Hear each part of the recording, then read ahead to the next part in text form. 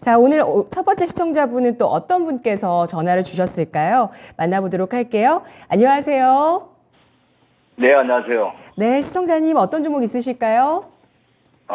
KH바텍. 매수가, 예, 얼마신가요? 1,500. 네, 투자 자금 말씀이시죠? 총 5,000을 가지고 제가 하는데요. 저는 장기로 예. 했어요. 그래서 요새 한 단타를 좀 해보려고 예. 공부 중인데. 그래서 네네. 일단 KH바텍에 좀 많이 묶여 있어가지고. 예. 그거 좀 알아보려고. 전망이 어떤가. 알겠습니다. KH바텍을 네네. 얼마에 사셨나요? 18,000원에.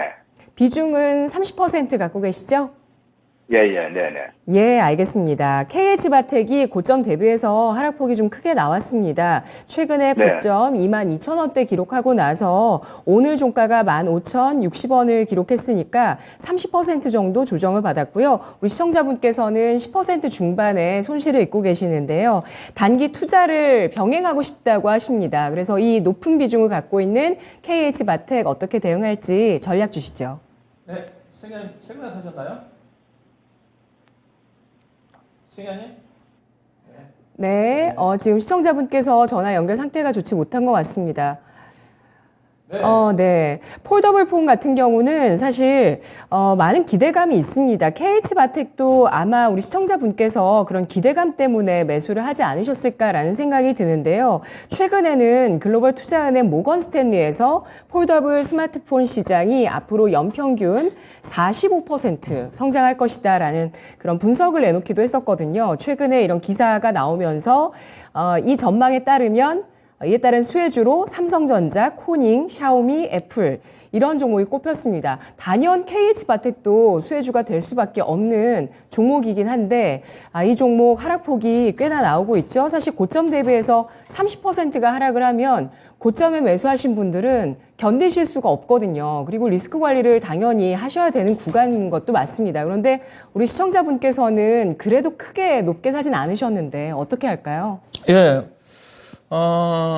일단은 그 폴더블 폰 예산 힌지 모델이니까 예. 다른 스마트폰과 예산이냐면 힌지 쪽에 대한 매출 비중이 거의 절대적으로 많거든요. 결국은 힌지 자체가 이제 폴더폰에 들어가는 거니까 이제 폴더폰 시장의 확대가 얼마만큼 되느냐가 가장 중요한 포인트거든요. 그리고 폴더폰이 아마 삼성전자가 2021년도 출시가 됐나요? 2020년도가 2021년도가 초기에 나왔어. 그때 초기 판매량이 제가 알기로는 한 500만 대 이상했는데 300만 대가 나왔고 그 다음에 700만 대 이상했는데 700만 대 이상하고 그 다음에 2020년도 나왔겠네요. 그 다음에 작년도 같은 경우는 1200만 대 정도 예상을 했거든요. 근데 지금 올해 판매량 목표 자체가 1300만 대입니다. 이게 생각보다 폴더폰 시장 자체가 생각만큼 확대가 되고 있지 않는 거죠. 그 이유가 삼성전자가 이제 폴더폰 시장에서 먼저 진입을 하게 되게 되면 이제 후발 업체들 중화권 업체들이라든가 특히 애플이 좀 따라올 것으로 예상했는데 애플이 일단 진입을 해야지 대중화가 되거든요.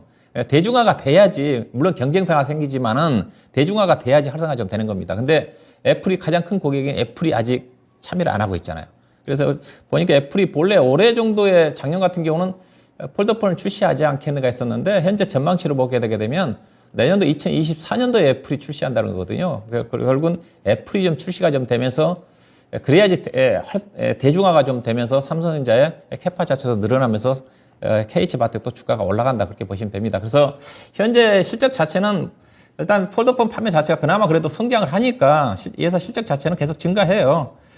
보시면 올해 작년도에 매출이 3,600억인데 올해 4,700억이거든요. 최근에 1분기, 2분기 시제로 본다 한다 하더라도 작년 동기 대비해서 거의 아마 60% 70% 정도 늘었을 거고요. 그 다음 1분기 대비해서 2분기 때도 늘었기 때문에 성장을 합니다. 다만 주가가 못 간 이유 자체가 기대치에 비해서 못 가기 때문에 그래서 예사 보시면 8월 중순부터 주가 많이 떨어지지 않습니까? 그래서 기대치가 상당히 높았는데 2분기 실적이 영업이익이 아마 60억 정도 났을 겁니다. 그래서 부진했던 부분 자체가 실망감이 좀 나타나면서 왜냐하면 단반적으로 스마트폰 부품 종목들은 주가들이 형편없었거든요. 대표적으로 스마트폰 부품 종목들 파트론을 보시면 파트론 이거지 않습니까? 근데 KH바텍과 관련된 폴더폰 관련 종목들이 이렇게 주가가 올라왔어요. 22,000원대까지 올라왔지 않습니까? 예, 이 종목이 연초의 주가 자체가 14,000원대에서 22,000원까지.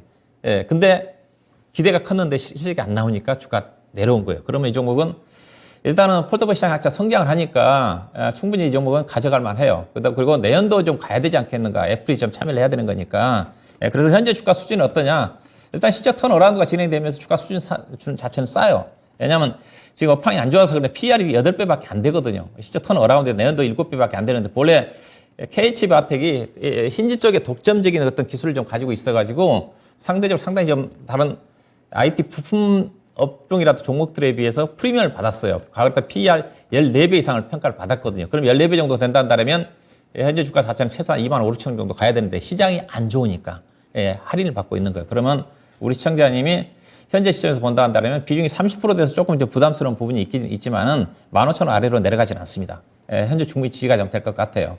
그래서 대신 차트로 본다 한다면 현재로 봐서 시적이 안 좋게 나왔기 때문에 18,000원 이상에서 지금 상당히 매물층이 상당히 두텁게 포진이 돼 있거든요. 18,000원에서부터 여기죠. 2만 원 사이지 않습니까?